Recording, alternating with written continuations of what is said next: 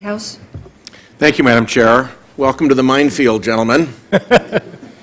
Two issues. One, we urgently need a new cyber policy. The trajectory of what the Bush administration left us is not sustainable. Indeed, I think you've been left in a bit of a trap. It's all too classified to discuss further, but I would point it out publicly as a very big mine in the minefield. Two is torture. This is a question that has three components. The first is what we did.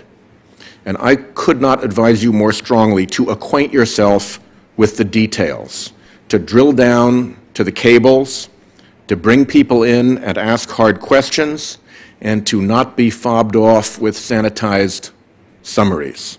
Do it yourself, or assure that it's done by someone not tainted by the program, independent, and who you can trust. Ask about conditions, hygiene, humanity and dignity, medical care. Ask about the intensity, duration, and multiplicity of techniques. Find out if they complied with the limits and the predicates of the OLC opinions. How bad is it? You need to know in order to advise your principals well. Second is how this happened. Institutions were damaged to make this happen. Most profoundly, the Office of Legal Counsel of the Department of Justice.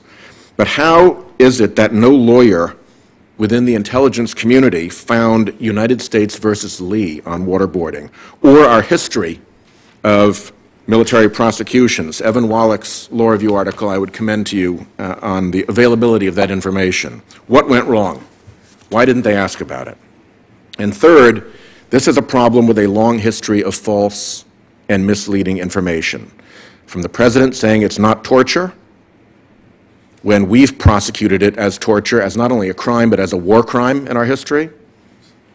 We were told it was clearly lawful, and the OLC opinions were likely phonied up. Objections to them from within the administration were not answered, but rather were suppressed. CIA appears to have turned a blind eye to it. Clearly lawful seems to exaggerate a good deal. It's the same as the Siri training, we were told. We do it to our troops. CIA's own IG report and the OMS section of that belies that. And if you've answered the first question, you know it's false. First question being about what was actually done. We were told that we need to back our brave CIA agents who did all this. And now we find out that the worst of the program was actually led by private contractors. We were led to believe that waterboarding was irresistible and immediately effective.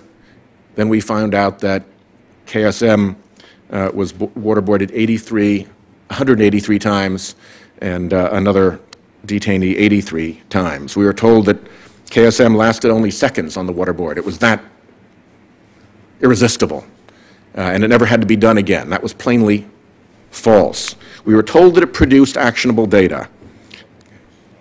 I have not yet seen evidence of that.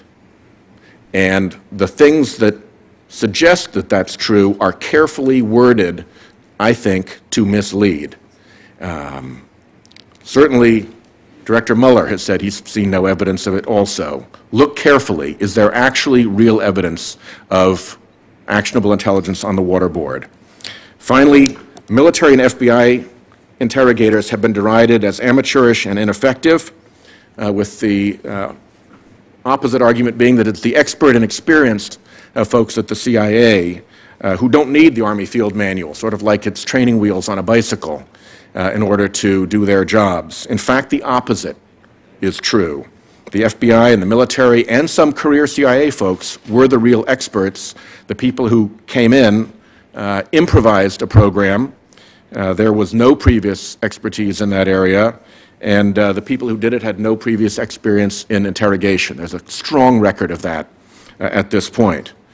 This whole question of the false and misleading information raises the question whether this is just a giant collective misunderstanding or whether there has been a calculated plan to deceive. And whichever, it feeds into a consistent storyline that is, by all the evidence we've seen so far, false, and yet was maintained as early as today. Do not be taken in, I urge you, and do not allow your principles to be taken in. we know too much right now that is false. Your reactions? Well, Senator, I appreciate the admonition and the guidance. You clearly have followed this closely and are taking a active interest in it, which I and others at the agency, I'm sure, appreciate. And I think your observations and admonitions will be useful to me if I have the privilege of serving. Senator, I agree with what Steve said. I would also just comment that I think that I know that this committee is undertaking a review of the past interrogation practices, and I think that this committee is particularly well situated to do that in an appropriate manner by virtue of the bipartisan tradition of the committee and the expertise that it has in intelligence. And if I'm confirmed, I look forward to doing what I can and working with you in that area.